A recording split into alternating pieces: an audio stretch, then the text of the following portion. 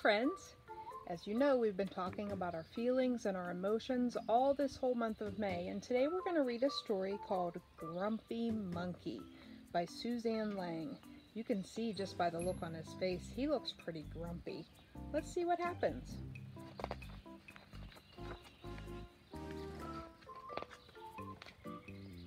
One wonderful day, Chimpanzee woke to discover that nothing was right. The sun was too bright, the sky was too blue, and the bananas were too sweet. Look, he looks very grumpy. Jim was confused. What's going on? Maybe you're grumpy, suggested Norman from next door. I'm not grumpy, Jim insisted. On his walk, he met Marabou. Jim's grumpy, Norman told Marabou. Why are you grumpy, Jim? Asked Marabou. It's such a wonderful day. Grumpy? Me? I'm not grumpy, said Jim. But look at how you're standing, Marabou said. It's true, said Norman. You're all hunched. So Jim loosened up. Then he ran into Lemur. Jim's grumpy, Norman told Lemur. Why are you grumpy, Jim? Asked Lemur. It's such a wonderful day. Grumpy? Me? I'm not grumpy, said Jim.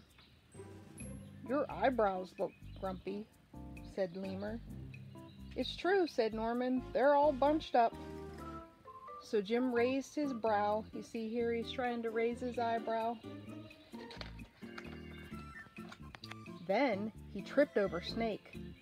Oh no, said Norman, that's the last thing you need when you're feeling so grumpy. Grumpy? Me? I'm not grumpy, said Jim. Then why that frown, said the Snake. I think it's because he tripped over you, Norman whispered to Snake. So Jim put on a smile. Do you see his fake smile here? Finally, Jim looked happy. But he didn't feel happy inside. Everyone wanted Jim to enjoy this wonderful day. You should sing with us, said the birds. Jim didn't feel like singing. You can see here he looks like he doesn't feel like singing. You should swing with us, said the monkeys.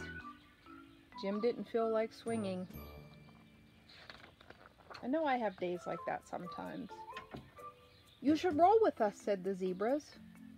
But Jim didn't feel like rolling. You should stroll with us, said the peacocks. Jim didn't feel like strolling. You should lie in the grass. You should stomp your feet. You should take a bath and make a splash. You should hug someone. You should laugh. You should take a nap. You should eat old meat. Or some honey.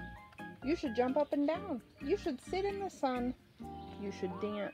See, all his animal friends were giving him suggestions to try to help him feel better. But Jim didn't feel like doing any of that. Why are you grumpy, Jim? Asked the others. It's such a wonderful day. And then he shouts, I'm not grumpy.